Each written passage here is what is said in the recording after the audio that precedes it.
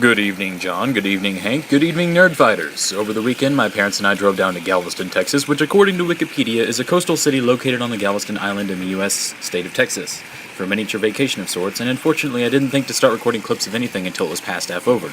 But I figure anything is better than nothing, so here I am lazing around downstairs at our hotel's communal swimming pool and hot tub combination thingy, reading a little Looking for Alaska for my very first time. Since February, I've been reading all of your books in the wrong order: Abundance of Catherines, Will Grayson, Paper Towns, and now finally Looking for Alaska.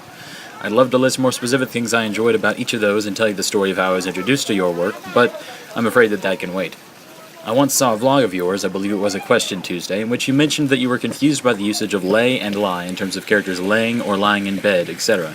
Because I knew this, every one of the 5 or 6 times I saw lay in Looking for Alaska distracted me to the point of rereading those sentences a time or 3 each. I just wanted to say, as far as I'm concerned, chickens lay eggs and people lie down, but I don't know, you're the paid writer, and besides, it's the narrator's fault, not yours, as it were. Nah, I mean?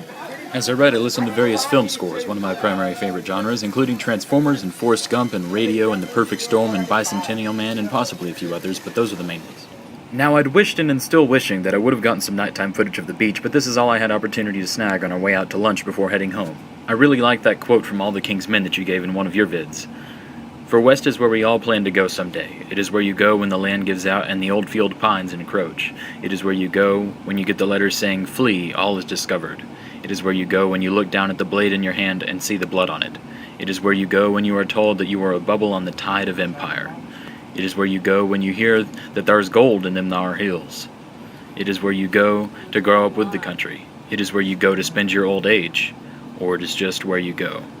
That quote was quite how I felt the previous night, gazingly glancing out at the rainbow-shrouded sunset as I stood at merely one threshold of one gulf of one continent on our tiny globe.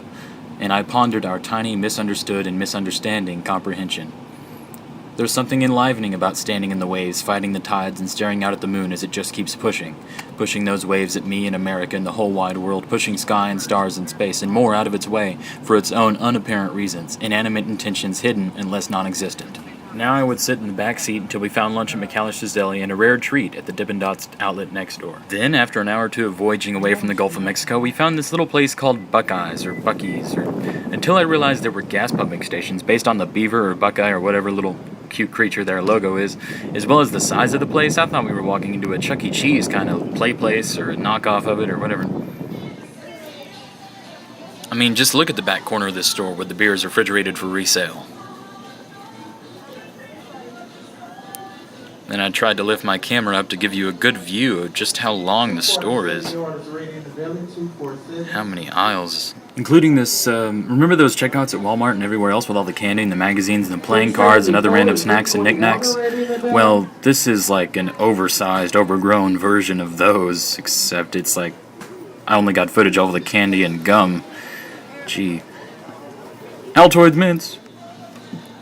And in that same back corner of the store, near the beers, oddly enough, we found this fake outhouse with an animatronic old man wearing a gray beard and glasses and a cowboy hat, inside taking a dump, without newspaper to read or anything, but he said stuff about needing something to wipe with.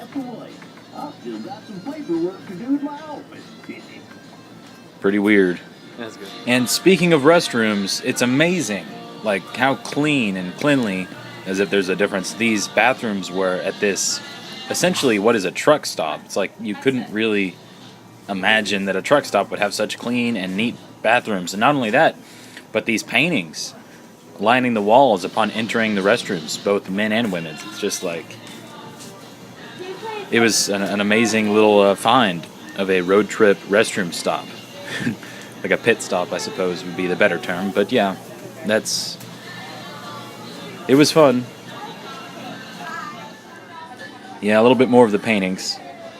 There's like all kinds of Texas and cattle and, cowboy culture in the paintings. Horses and another one of those animatronics. Those awkward, strange animatronics. And then right here, people were like stopping in the hall because they saw me taking pictures, and I had to say, go to the bathroom, because I'm not trying to stop you. What's so special about Mexican Cokes? We departed, and upon entering the car, opened the popcorn mix samples they'd given us. At least, my parents opened theirs, as I returned to reading, and we continued nearing halfway home. Alright, good. Except shortly thereafter, I decided against the whole reading thing, or at least to take a break from it, seeing as how I just spent the last 2 hours immersed in the beautifully sad truths of your debut novel, and instead stared out the window, thinking. The landscapes that pass us by, the opportunities we ignore, or perhaps don't even recognize, the paths not taken. This is your life, and it is ending 1 minute at a time. I watched the wrinkles in the painted asphalt and the bending blades of grass, the leaving leaves embarking on their own journeys, even though we're truly the ones leaving. I saw the trees and sympathized for their immobility. These days, our cars are our only feet, and it's unfair that our mobility is making their solitary survival all the tougher. The luxuries that fulfill our time here inevitably end up depriving us of it. Although I'd originally planned on saying something entirely different here, since I don't remember what that is, I have a few ideas for casting on Looking for Alaska's film adaptation should Paramount ever decide to make it. First off, Kevin Spacey. Spacey? Why do I keep saying Spacey? This is like several takes in, sorry. Kevin Spacey, the actor, the excellent actor from the likes of 7 and 21 and Pay It Forward. He should be the Eagle. He just has that vibe. And there's this creepy African-American dude from Inception who should be Dr. Hyde, the religious studies professor. He's like, they come to wake up.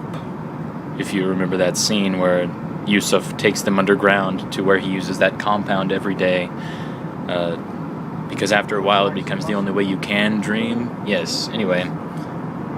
I like tangents. I like trains. No, I like just being random sometimes, but Jack in the Box! Get in, there's a wasp. Golden Corral.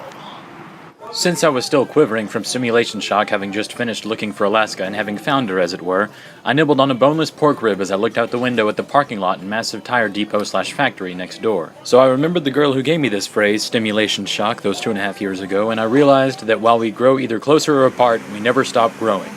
No matter where we're going, no matter how far, we're all going. Going home. A day of settling back in would pass, and I'd sit at the pond fountain near City Hall. I found myself thinking about President William McKinley, the third American president to be assassinated. He lived for several days after he was shot, and towards the end his wife started crying and screaming, "I want to go too! I want to go too!" And with his last measure of strength, McKinley turned to her and spoke his last words. We are all going. Ever growing, ever going, no matter where we're going, and no matter how far, we are all going. John, Hank, I'll see y'all around.